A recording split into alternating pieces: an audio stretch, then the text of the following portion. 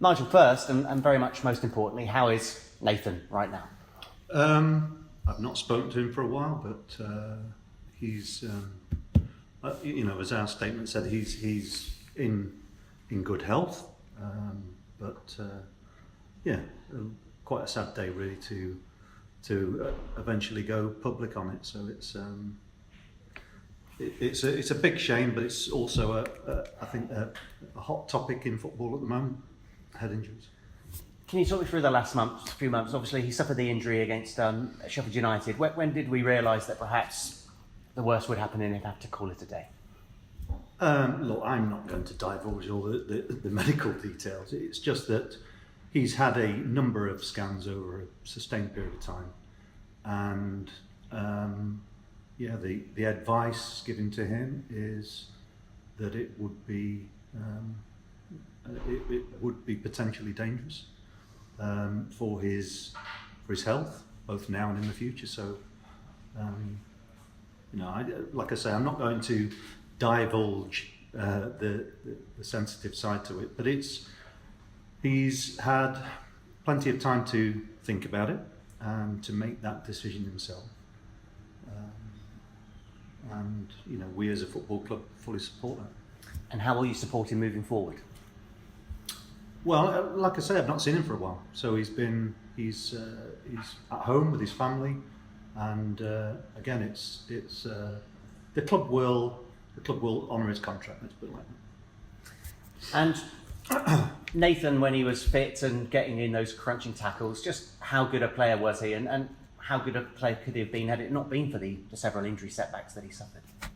I can't really answer that. I know he's a really good man.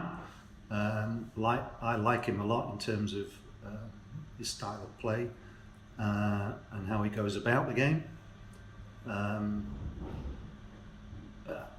Those types of issues I don't think are any longer relevant, really.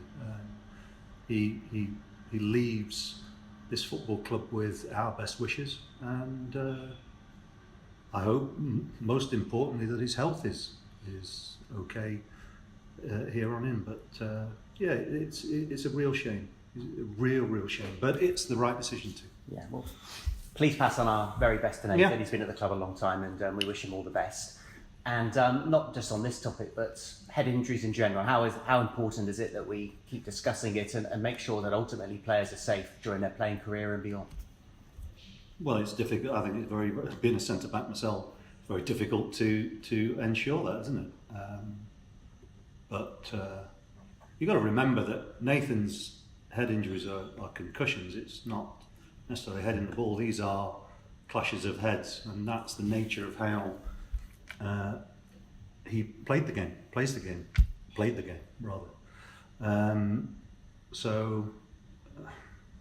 It would be, look, it's a hot topic just because of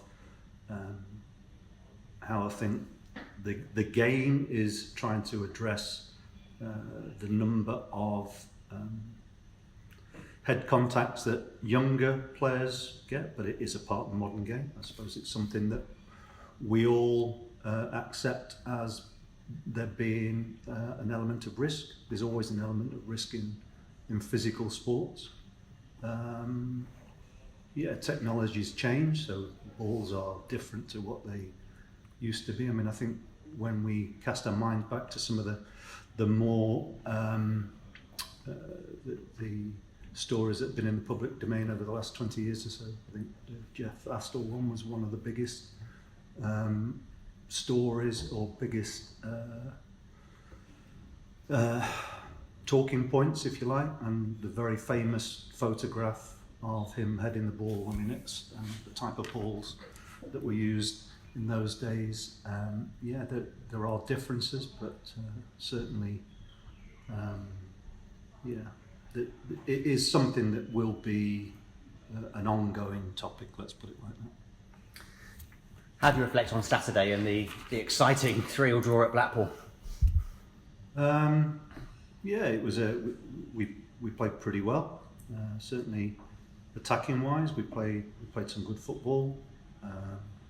Got ourselves into a winning position, having been behind twice, which is the first time that's happened this season. So yeah, we're disappointed that we didn't finish the game off and come away with 3 points. But it's again another decent performance. Always things to improve on, but it doesn't to me feel the same as some of the occasions last season where we threw it away through, I suppose, as much lack of belief as anything. On Saturday, it was just a mistake that happened. You probably won't be interested in this, but I sense there's a positivity around Ashton Gate, but I can tell you're keeping your feet on the ground. But does it feel, how much different does it feel this season to perhaps even 6 to 12 months ago? I don't know. If you've noticed it, then there's obviously a change.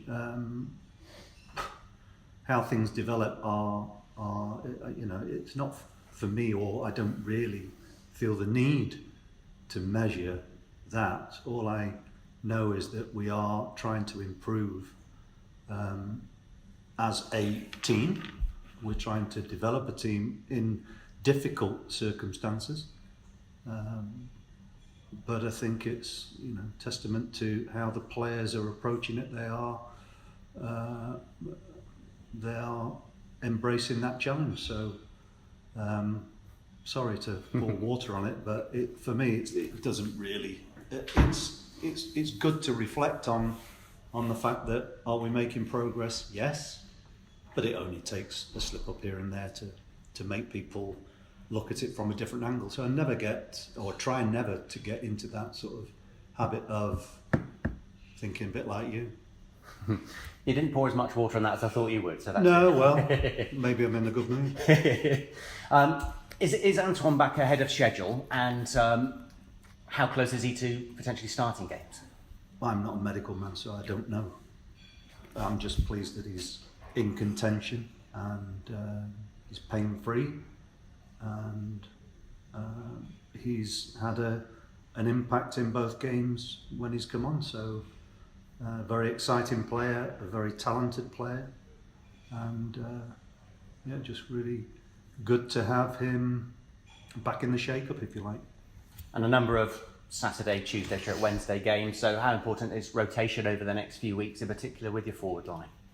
No, rotation is not a word I use. It's just about being sensible with understanding the needs of certain players. So in the midfield area, for instance, with Joe Williams, we've talked extensively about the necessity towards the end of last season and at the start of this to try and be sensible with how we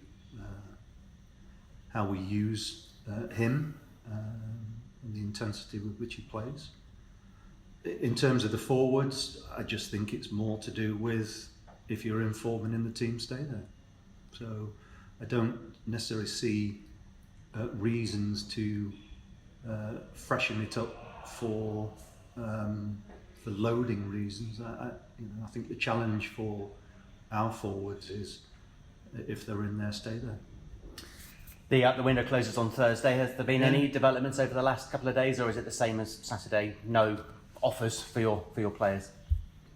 That's a question for Richard, is it? I think, I mean, look, there's loads, we talk every day, and there's lots of speculation.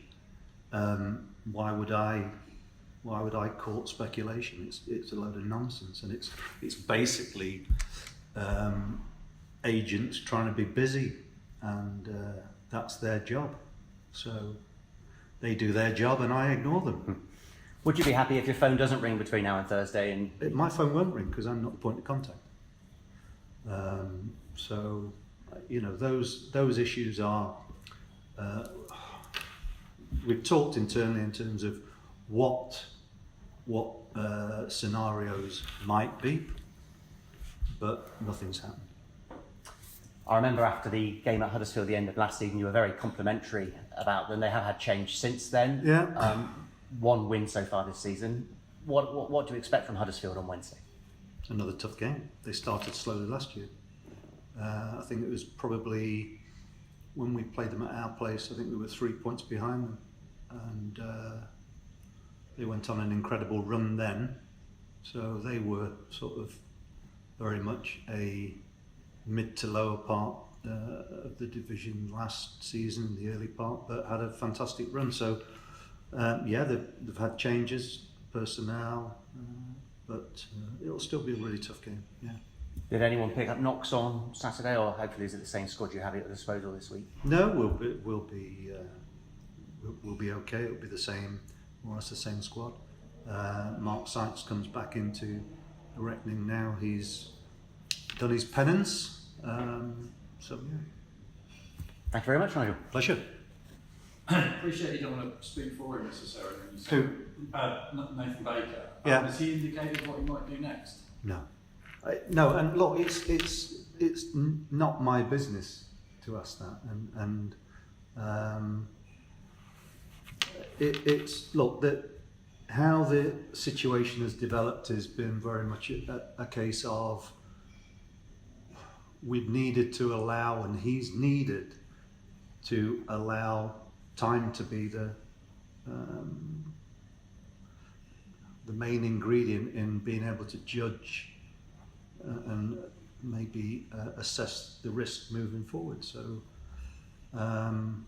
what we've tried to do as a club is support him, not get in his way either. You know, he's not been in a lot at all. I think for him, I would imagine it's been important to try and get used to try and get used to what the potential for a new start in a different direction looks like. But look, the most important thing in all of this has to be his health.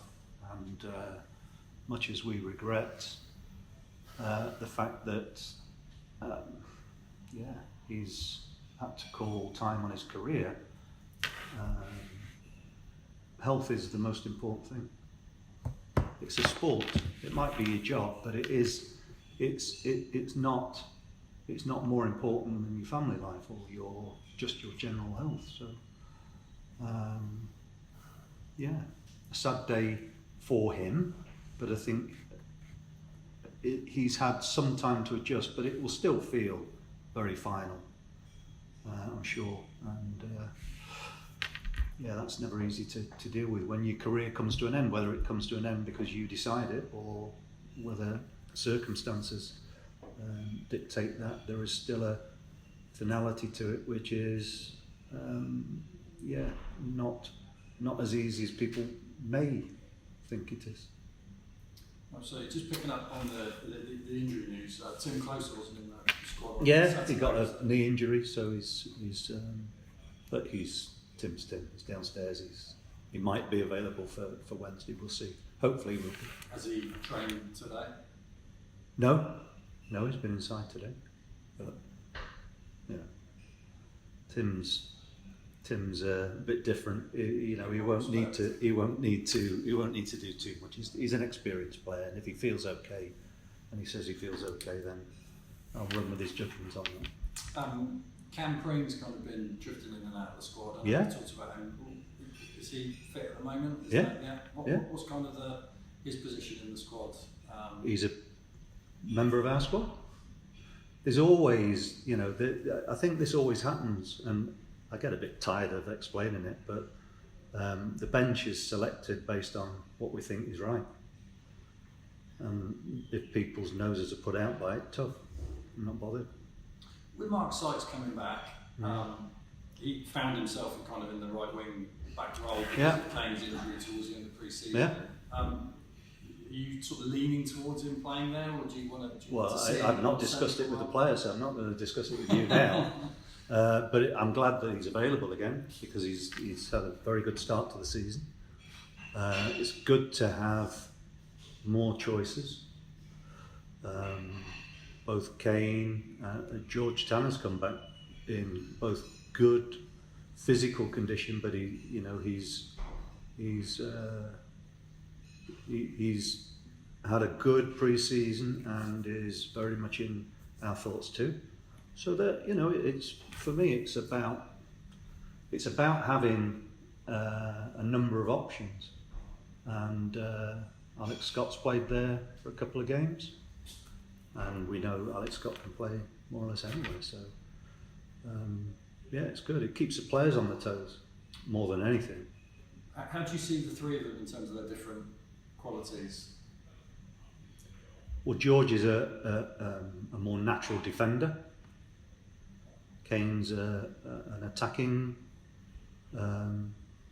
wing back who crosses the ball, and Alex Scott is Alex Scott. He's top end player. Would you prefer Alex to be playing centrally more often than he does when you have to put him out on the right? We don't have to put him on the right. I choose to. So it's not I have to. It's sometimes trying to get who we feel as staff are the best players on the pitch. Now that doesn't mean the best players at any given time is what I mean by that. Players in form, players who look good. The selection process that we go through here is to do with judging people's moods. There's other things apart from what you see on a Saturday or a Wednesday or a Tuesday or a Sunday or whatever day it is. So there are other things to consider, and players sometimes deselect themselves unknowingly, but they need to wise up, probably some of them. Just to pick up on something you said after the Wickham, you said that you were asked a question about depth. And About what? About depth, squad depth. I thought you said death. Squad depth with a B. Yeah. And your indication was that I laughed. you laughed. Of course I did, because whoever asked that question never seen us or knows the depth of our squad. We don't have depth. How do you analyse that? How do you assess depth? Is that having a number of players in different positions, or quality, or a bit of everything? Numbers and quality. And where do you think you're lacking depth-wise? Numbers and quality. And what I mean by quality is, I don't mean that some of our players aren't necessarily good enough, but they're not week in, week out players. So when you consider that last season we relied very heavily on an 18-year-old in his debut season, wow, we don't have. We're having to reshape our squad from a different sort of stance, which is, I think, the right way for us to do it too. I wouldn't want to have, so for instance, when I came here, I wouldn't want that squad again. Even though numbers wise there were more, I'd rather have fewer players and more reliable people, better characters and better players. We are getting there, but because of the circumstances in which we are trying to rebuild the side, clearly it's slower, and we cannot compete with some other clubs. That's not me moaning. That's just me pointing out the obvious. And so when agents try to get busy, as they have done over the last few weeks, to try and get players on loan or I just think, shut up. So where on the field do you think you don't have the depth? We talked about right wing back. I think we'd all agree that's a pretty deep position. Centre back, left side. You always need more players, but only if they're good enough. And look, there's no point collecting players. So there is always a discussion, which there will be different points of view within a football club, and that will be, my view is, don't collect players. So this week, for instance, as far as I'm concerned, if deadline day, forget it. I'm not interested really, unless somebody comes in with £30 million for one of our players. Then that's a different kettle of fish. But I'm not interested in lastminute.com, because we've had all summer and so has everybody else. Deadline day for me is a gimmick that is been blown out of all proportion by TV. It's a nonsense. But there will be lots of business done on there, and people will be, no doubt, we'll have a staff in here with pizzas and sandwiches, and I won't be here. Would No you like, chance. Would you like the window extended through the season? Would you like there to be an It'd just be a fiasco. So look, at least it's controllable now, where there's a clock ticking somewhere, as it always is. So what's the cut-off point? I mean, I know No idea. I'm not. Look, we're talking hypotheticals with this week. well, look, and you're saying you don't want the longer it goes on, if somebody comes in for a bid for one of our players that we feel is right for the club to take, and I stress the word we, Yep. the later it goes on, the less chance we've got of doing business ourselves.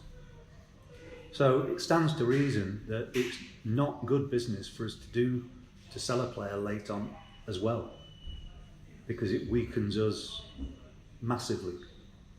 Because I'm not just getting any old player in here to make the numbers up. What's the point? Yeah. How long's the summer been? A long summer. So deadline week for me it's good for you lot in the media, because you've got something to talk about, and that you can make things up and speculate, which is great. You can expand other people's nonsensical questions, which is great. It's something for you to do, and you're laughing at me now. But it's a part of the show. It's a part of the industry that keeps people interested. I think the fans get really excited about it, but when you've got somebody like me who says, well, don't get excited because I don't expect anything to happen. But something might. You never know. I was going to say, I appreciate again, it's Monday, third. I've got my eyes on getting somebody in, but there you go. You do have your eyes on Yeah, and have done all summer. Would that be on a permanent, or would that be on a loan deal? It depends On. on who it is. Last one then. Is there any- Look, okay, right. I'll give you a little bit of information so you don't go away thinking he's a nightmare. I would never do that. Yeah, you would. You do. Say, for instance, hypothetically, one of our players left, and we don't want any of our players to leave. Let's be absolutely crystal clear on that. We would probably like to get at least 2 players in. And one would hopefully be permanent, and one would probably be a loan. But that's as close as you're ever going to get me to speculating. Because in my own head, I probably think nothing will happen. And I hope we don't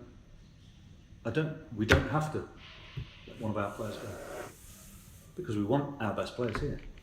Absolutely. Last one, is there any development on Sol Bamba? Because it's been about 2 weeks now. You said 2 weeks of training, could make a decision. Is that?